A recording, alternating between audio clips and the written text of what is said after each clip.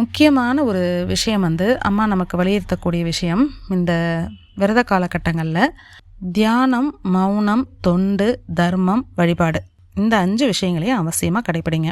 ஒவ்வொரு நாளும் காலையில் ஒரு வழிபாடும் மாலையில் ஒரு வழிபாடும், ஒரு வேளை நீங்கள் வீட்டில் வழிபடலாம், இன்னொரு வேளை நீங்கள் மாலை அணிந்திருக்கிற சக்தி பீடமோ மன்றத்துக்கோ நீங்கள் அவசியமாக போயிட்டு அங்கே இருக்கிற அந்த இருமுடி பையை பார்த்து கும்பிட்டுட்டு வரணும். இருமுடி பைன்றதுல ஒரு பக்கம் அரிசி, அன்னதானத்துக்கான அரிசி, இன்னொரு பக்கம் அபிநயத்துக்கான பொருட்கள். அம்மாவின் சுயம்பு இருக்கு இல்லையா, கருவறை அம்மாவுக்கு கீழே இருக்கிற தானாக தோன்றி வந்த அந்த சுயம்பு அம்மாவுக்கு நீங்கள் செய்யக்கூடிய அபிஷேகத்துக்கான பொருட்கள் அதில் இருக்கும். அந்த இருமுடி பையை பயபக்தியாக பார்த்து நீங்கள் வணங்கிட்டு வரணும். கழுத்தில் நீங்கள் மாலை அணிந்த பிறகு உங்களை சக்தின்னு கூப்பிட்றாங்க. அப்போ சக்தின்னு கூப்பிடுற அந்த வார்த்தைக்கு தகுந்த மாதிரி நம்மளுடைய நடவடிக்கைகள் இருக்கணும். முழுமையாக உங்களால் எவ்வளோ தூரத்துக்கு அம்மாவின் ஞாபகமாக இருக்க முடியுமோ அது மாதிரி உங்களுடைய எண்ணங்களை அம்மாவின் மேல் குவித்து வையுங்கள். முடிந்த அளவுக்கு மௌனம் கடைபிடிக்க வேண்டும். தியானம், அவ்வப்போது தியானமும் கடைபிடிக்க வேண்டும்.